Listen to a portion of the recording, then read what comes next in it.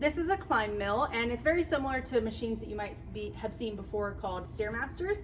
Basically, to get on, all you have to do is step onto the steps. As you get on, it's not going to move the steps until you start the machine, so you don't have to worry about it rolling backwards. Go ahead and come to the top. You have your cup holder here, but you also have a fan that's available to cool you off and a USB port in case you want to charge a device. You can hit go to get started. You can pause your workout or stop your workout if you need a break. And then also over on the left side is where you can adjust your speed by increasing or decreasing. And same thing can happen on the screen here by increasing or decreasing.